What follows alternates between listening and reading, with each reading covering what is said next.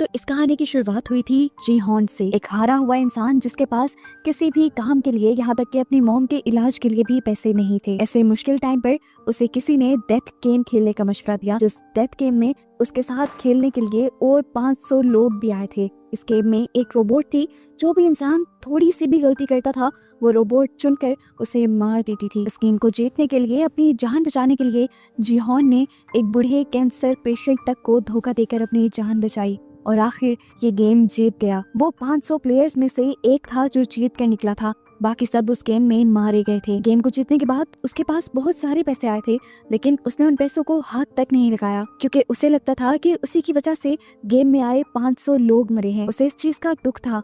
जीहॉन को एक घिनौनी सच्चाई पता चली कि अमीर लोग सिर्फ अपनी इंटरटेनमेंट के लिए ऐसे लोगों की जान ले लेते थे, ऐसे गेम्स खिलाते थे और उनसे मजा लेते थे। उसने ठान लिया कि वो इस गेम को बंद करवा कर रहेगा। इसके बाद हम मिले जुनहो से, एक पुलिस ऑफिसर जिसका भाई भाग चुका था। अपने भाई को ढूंढते हुए जुनहो को अपने भाई के रूम से स्क्विड गेम का ही कार्ड मिला था। इस गेम में होने वाले जुल्म का पता चला कि कैसे गेम में हारने वाले लोगों को बेदर्दी से मार दिया जाता है और जो पहली गोली मारने पर जिंदा बच जाता है उसके ऑर्गन्स निकाल कर बेच दिए जाते हैं। जुनहो पकड़ा भी गया, वो भी फ्रंटमैन के हाथों, जो ये स्क्विड गेम चला रहा है। और यहाँ जुनहो के साथ साथ ऑडियंस को ये देखकर बहुत ज्यादा हैरानी हुई कि फ्रंटमैन और कोई नहीं बल्कि जुनहो का भाई था, जिसे ढूंढने के लिए वो इस आइलैंड पे सीजन 2 में जीहॉन, जो कि स्क्विड गेम का विनर था, दोबारा उसे दिखाया गया। वो समझ गया कि ये लोग इस घिनौने खेल को दोबारा से खेलने वाले हैं, जिसमें लोग मारे जाएंगे, और ऐसा वो अब होने देना नहीं चाहता। इसीलिए वो अपना सारा पैसा और पावर अब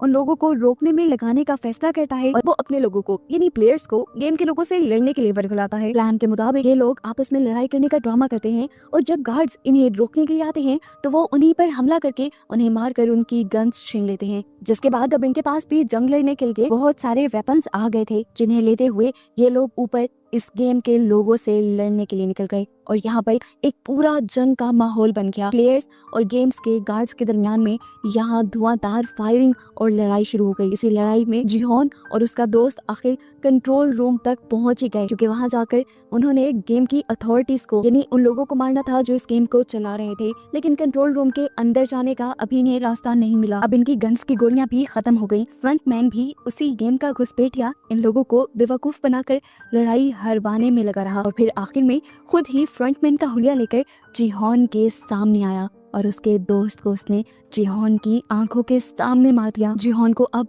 सच में अपनी हार महसूस हो रही थी और इसी हार के साथ सीजन 2 की एंडिंग हुई थी। सीजन 3 की शुरुआत इसी लड़ाई से होती है और पता चलता है कि प्लेयर्स इन्हीं गेम के लोगों को अब सरेंडर कर चुके हैं। इस लड़ाई के बाद सिर्फ 60 प्लेयर्स जिंदा बचे हैं और इसी लड़ाई में बहुत सारे गार्ड्स का भी नुकसान हुआ है, वो भी मारे गए हैं। इस लड़ाई के बाद जीहॉन को हथकड़ी से बांधकर बिठा दिया जाता है और उसे गेम के अलावा किसी भी एक्टिविटी के अंदर शामिल होने की इजाजत अब नहीं है। यहाँ के सभी लोग उसके सामने अपने हार का दुख मनाते हैं और इन सबको बताते हैं कि ली की वजह से ये लोग जंग हारे हैं। ली ही नीचे से गन्स लेने आया था और डर की वजह से वो ऊपर जा ही नहीं सका। ऐसे इन लोगों के पास वेपन्स खत्म हो गए और ये लोग जंग हार गए। यहाँ पर वो तांत्रिक भी आके जीहॉन को बहुत ज्यादा चिढ़ाती है और कहती है, कहा था ना मैंने कि इससे कुछ नहीं होगा। गुस्से में आकर जीहॉन उसका गला पकड़ लेता है और दुबाने लग जाता है। सारे लोग मिलकर तांत्रिक को तो बचा लेते हैं, लेकिन जीहॉन का गुस्सा बहुत ज्यादा था। उसने पूरी रात ली को घूरते हुए गुजार दी और उसकी आंखों से अब तो ली भी डरने लगा था। खैर, अब वोटिंग दोबारा हुई तो पता चला कि ज्यादा लोग अभी भी इस गेम को कंटिन्यू रखना चाहते थे। ये देखकर जीहॉन और भी ज्यादा दुखी हो गया। खैर, अब गेम तो नहीं खेलनी ही थी। ये लोग सुबह होते ही गेम खेलने के लिए जैसे ही गेम रूम की तरफ बढ़ते हैं तो कॉरिडोर से होते हुए इन्हें उन सभी लोगों की लाशें नजर आती हैं, फांसी से लटकी हुई, जो कल वाली जंग में मारे गए थे। और ये नजारा सबको डराने के लिए काफी था। खैर, गेम रूम के अंदर जाकर गेम के रूल बताए गए। यहाँ पर एक बहुत बड़ी सी बॉल रखी हुई थी, जिसके अंदर 2 कलर्स की बॉल थी, एक रेड और एक ब्लू। हर इंसान को एक बॉल पिक करनी थी।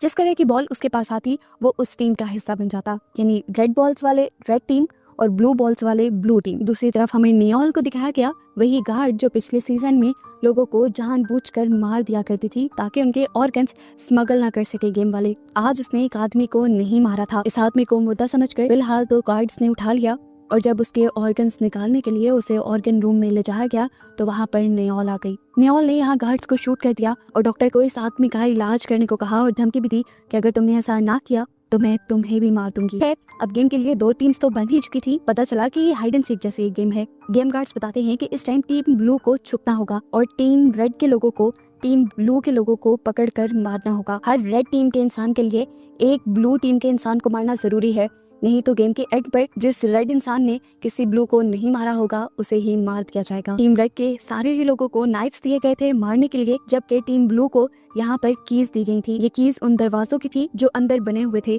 और इनके जरिए ये लोग छुपकर अपनी जान बचा सकते थे। इसी वजह से इस गेम का नाम कीज एंड नाइफ्स था।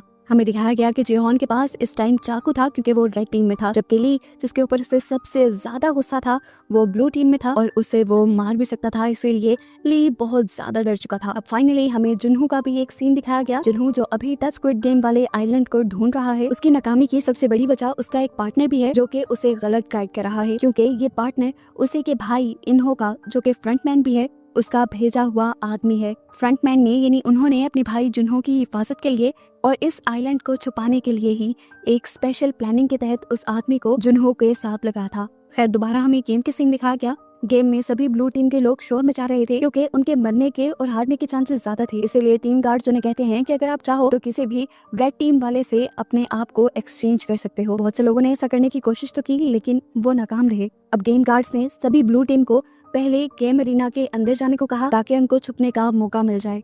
ये अरीना बिल्कुल किसी भूल भुलैया जैसा था जिसके अंदर बहुत सारे कमरे थे और उनके दरवाजे लॉक थे। इन लोगों को किस दरवाजे की चाबी दी गई थी, इन लोगों को वो दरवाजा ढूंढकर उस कमरे में छुपना था। यहाँ पर हमें दिखाया गया कि डैनी जो कि प्रेग्नेंट थी उसकी मदद अभी भी कैट और यांग कर रहे थे। बाहर अब दिखाया गया कि सभी रेड टीम अंदर जाने के लिए तैयार थी और जेहॉन के सर पे सिर्फ ली को ही मारने का भूत सवार था। ली भी ये बात जानता था, इसलिए वो अपनी जान बचाने के लिए ज्यादा जल्दी छुपने की कोशिश कर रहा था। रेड टीम के कुछ लोग ऐसे भी थे जिनके अंदर किसी को मारने की बिल्कुल भी हिम्मत नहीं थी, तो ऐसे में उन्होंने ड्रग्स ले लिए और फिर अपने शिकार को यानी ब्लू टीम के लोगों को ढूंढने लगे। जेहॉन तो इस टाइम ली को ही ढूंढ रहा था, जबकि दूसरी तरफ दिखाया गया कि ब्लू टीम के लोग किसी तरह दरवाजों को खोलने की कोशिश कर रहे थे।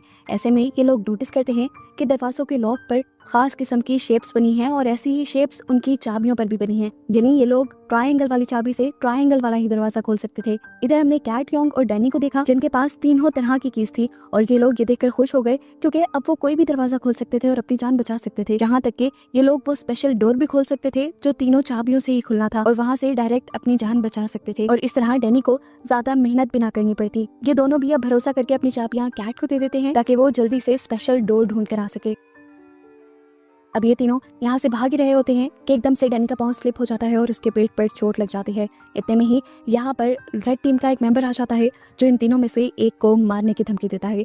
यहाँ पर कैट उससे लड़कर उसी को मार देती है और फिर डैनी को सहारा देते हुए आगे बढ़ती है। यहाँ पर अब 2 लड़के ऐसे भी थे जो अपना टारगेट कंप्लीट कर चुके थे, लेकिन फिर इन दोनों ने फैसला किया कि ये लोग और भी लोगों को मारेंगे ताकि गेम में लोग और भी ज्यादा कम हो जाएं और पैसों का ज्यादा हिस्सा उन्हें मिल सके। यहाँ दिखाया गया कि फाइनली जेहॉन को ली नजर आ गया था। वो उसके पीछे भागा जल्दी से उसे मारने के लिए, लेकिन पता चला कि ये ली जैसा दिखने वाला कोई और लड़का था।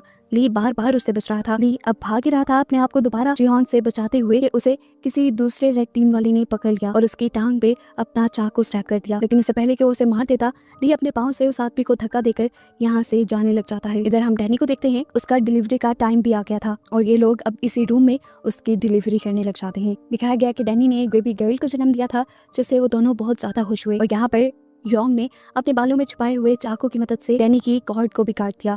अब दूसरी तरफ फ्रंटमैन को उसके आदमी की कॉल आती है कि जुनहू यानी उनका भाई अभी भी स्क्विड गेम वाले आइलैंड को ढूंढने में लगा हुआ है, वो अपने इरादे से पीछे नहीं हट रहा। तो फ्रंटमैन उससे कहता है चाहे जो कुछ भी हो जाए तुमने उन्हें इस आइलैंड तक पहुंचने नहीं देना और अगर वो लोग यहाँ तक पहुंचने में किसी तरह कामयाब हो भी गए तो तुम सबको मार देना। दूसरी तरफ दिखाया जाता है कि न्योल ने जिस आदमी को बचाने की कोशिश की थी उस आदमी को भी होश आ गया था।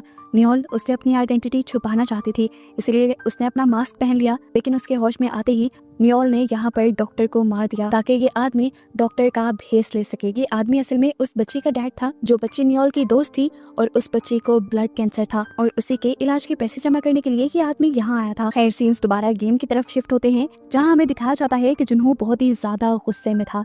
जुनहू के सामने इस टाइम वो तांत्रिक आ जाती है जिसे वो गुस्से में मारने ही वाला होता है, तो तांत्रिक उससे कहती है तुम तो ली को मारना चाहते थे ना, मैंने उसे अभी ऊपर की तरफ जाते देखा है, उसका पाँव बहुत ज्यादा जख्मी है, वो ज्यादा दूर गया भी नहीं होगा। ये सुनकर जिहोन उसके पास चला गया और यहाँ पर उनके दरमियान में बहुत बुरी फाइट हुई, जिसमें आखिर जिहोन ने ली को मार ही दिया। ली को फंसाने के बावजूद भी तांत्रिक तो बचते ही नहीं, क्योंकि यहाँ पर एक दूसरा आदमी आकर उसे मार देता है। डैनी और योंग को बचाते बचाते कैट भी अपनी कुर्बानी दे देती है और उसकी मौत से इन दोनों को बहुत बुरा धचका लगता है। इतनी ही देर में योंग का बेटा भी आकर अपनी मॉम से डैनी को मारने को कहता है ताकि उसकी जान बच जाए, पर उसकी मॉम उसका साथ नहीं देती, डैनी को बचाती हैं वो। अब वो लड़का डैनी को मारने के लिए जबरदस्ती भी करने वाला था, पर उससे पहले ही गेम टाइम खत्म हो गया और गेम गार्ड्स ने ही आकर उस लड़के को शूट कर दिया। उसकी माँ की आंखों के सामने लाशों को यहाँ से ले जाया गया और सभी लोग अब अपने लाउंज में आ गए, जहां आते ही जिहोन को बांध दिया गया और सभी को उनकी जीती गई अमाउंट दिखाई गई। ये काफी ज्यादा थी,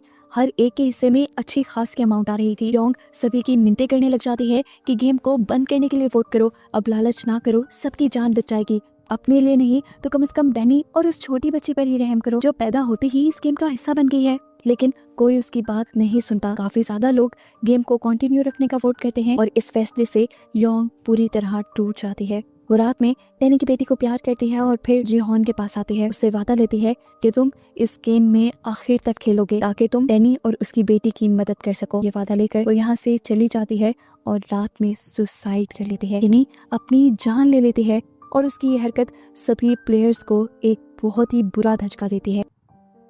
खैर, अगली गेम का टाइम आ जाता है। गेम सिंपल थी, इन्हें रोप के ऊपर से जंप करनी थी और ऐसे ही करते करते इन्हें आगे जाना था, ब्रिज को पार करना था। हल्की सी गलती भी इनकी जान ले लेती। एक एक करके सभी ये पार करना शुरू करते हैं। इस गेम को देखने के लिए बहुत से वीआईपीस भी आए हुए थे जो इन लोगों के बिहेवियर्स को नोटिस करते हुए इन पर शर्तें लगा रहे थे। दूसरी तरफ अब फाइनली जुनहू की यानी ऑफिसर की भी इस आइलैंड की तलाश खत्म हो जाती है, क्योंकि इस मर्तबा वो जिस आइलैंड के पास था उसने आइलैंड की पहाड़ी को पहचान लिया था। ये वही पहाड़ी थी जहाँ से पिछले सीजन में उसके भाई इन्होंने उसे शूट किया था। खैर, सीन्स दोबारा से गेम की तरफ शिफ्ट हो जाते हैं और दिखाया जाता है कि एक लड़का बुरी तरह से लड़खड़ा रहा था।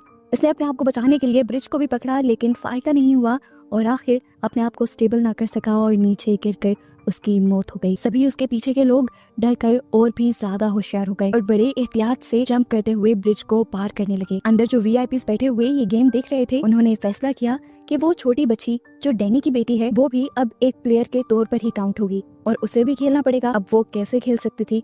यहाँ पर डैनी दोबारा जिहोन से मदद मांगती है और जिहोन उसकी मदद के लिए मान भी जाता है। वो अपनी जैकेट उतार कर उसका बेबी बैग बनाते हुए उस बच्ची को अपने सीने से बांध लेता है और फिर गेम शुरू करता है। सभी लोग जब उस ब्रिज को पार कर रहे थे तो एक साथ सबके लिए जंप करना बहुत मुश्किल हो रहा था। कोई एक अगर गिरने वाला होता तो अपने आप को बचाने के लिए वो दूसरे को पकड़ लेता और ऐसे दूसरा भी उसके साथ गिरकर मारा जाता। यहाँ तक कि कोई तो अपने आप को स्टेबल करने के लिए दूसरे को ही गिरा देते थे और बस ऐसे ही ये गेम चल रही थी। जिहोन भी अपने आप को बचाने के लिए अपने सामने वाले आदमी को गिराकर उसकी जान ले लेता है, क्योंकि वो आदमी बहुत डरपोक था और उसने काफी टाइम से उसका रास्ता ब्लॉक किया हुआ था। और फाइनली अब जिहोन ने भी ब्रिज पार कर लिया और एंड पे थी डैनी जो इस ब्रिज को पार नहीं कर पाई और इस गेम के एंड पर वो भी मर जाती है, जिसकी मौत को देखकर दूर से जिहोन बिल्कुल टूट जाता है।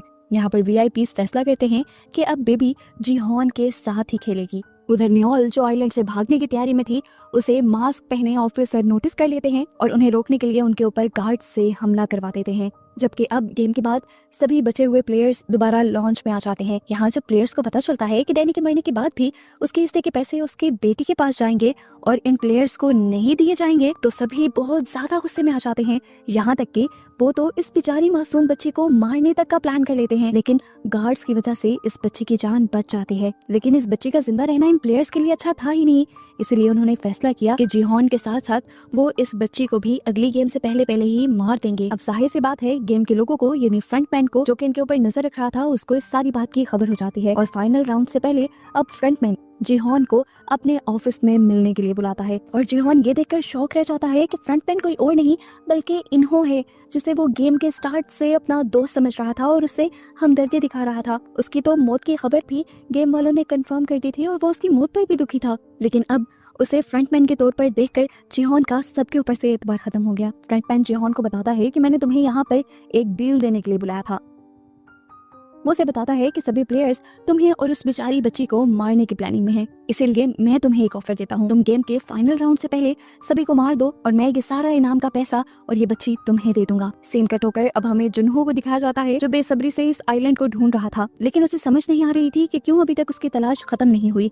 उसे पता चला कि उसका ही एक साथी उसे धोखा दे रहा था, उसे भटका रहा था। वो असल में उन्हों का साथी था, उन्हों का बंदा था और उन्हों को ही खबरें देते हुए वो पकड़ा गया। जुनहो अपने गुस्से और जोश में उससे लड़ने लगा। यह आदमी भी सबको मारने का ही इरादा रखता था, क्योंकि इन्होंने उसे इंस्ट्रक्शन दी थी कि अगर ये पुलिस वाले सारे आइलैंड तक पहुंच जाए तो तुम इन सबको ही मार देना। पर अब जुनहो के साथ लड़ाई में वो खुद ही मारा जाता है। इसी दौरान नियोल, जिसके ऊपर गार्ड्स हमला कर रहे थे, वो उसके साथ एक सौदा करते हैं कि अगर तुम्हें अपनी जान प्यारी है तो तुम आइलैंड पर वापस आ जाओ। वो मान तो जाती है, लेकिन जाने से पहले वो किसी तरह उस बच्ची के डैड को यहाँ से निकालने में कामयाब हो जाती है और फिर वो आइलैंड पर वापस आकर एक सीक्रेट रूम में जाकर ऑफिसर्स को गन पॉइंट पर ले लेती है। कुछ ऑफिसर्स को मारते हुए तो कुछ से लड़ते हुए वो ऑफिसर्स को इस बात पर फोर्स करती है कि उस आदमी के यहाँ आने वाले और यहाँ से भागने वाले सारे सबूत मिटा दिए जाएं। और अपने इस मिशन में वो कामयाब भी हो जाती है। इधर रात में दिखाया जाता है कि जिहोन अभी भी फैसला नहीं ले पा रहा था कि उसे क्या करना चाहिए।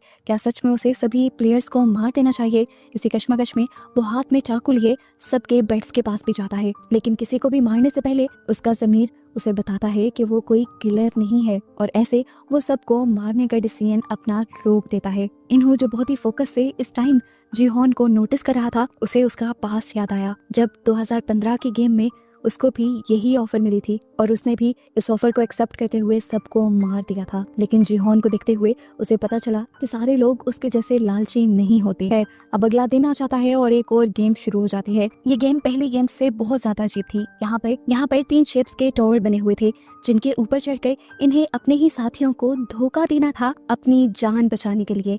अपने आप को बचाने के लिए सभी लोगों को इस टावर से उन्हें नीचे फेंकना था। यहाँ पर जैक भी सबको ये हकीकत बताता है कि वो इस बच्ची का बायोलॉजिकल फादर है, जिसे बचाने की अब उसे परवाह हुई थी। उसे बचाने के लिए वो सबसे पहले ही एक रॉड उठाकर यहाँ पर एक बूढ़े आदमी को धक्का देते हुए उस रॉड के जरिए नीचे फेंक देता है और ऐसे ही दूसरे आदमी को मारना शुरू कर देता है। दूसरे लोग भी अपनी जान बचाने के लिए एक दूसरे से लड़ रहे थे और जो किसी एक को नीचे गिराने में कामयाब हो जाता तो समझो वो एक राउंड जीत जाता। सबसे ज्यादा जैक ही लोगों को मारकर नीचे गिरा रहा था ताकि उसकी प्राइज मनी ज्यादा हो जाए। इन सारे राउंड्स के दरमियान में एक आदमी खुद ही अपनी जान ले लेता है इस बच्ची को बचाने के लिए। तो यहाँ पर दोबारा अब जैक भी एक आदमी के ऊपर जबरदस्ती चाकू से हमला करने लग जाता है और उसे भी मारकर वो नीचे गिरा देता है। एक एक करके इस तरह सभी लोग मारे जाते हैं और बच जाता है जैक और जिहोन। वो जिहोन से कहता है, देखो तुम इस बच्ची को दे दो, मैं इस बच्चे को नीचे गिरा दूंगा और तुम्हें कुछ नहीं कहूंगा। लेकिन जिहोन को ये बच्ची बहुत प्यारी थी, वो इसे किसी भी खतरे में नहीं डाल सकता था। इस बच्ची के चक्कर में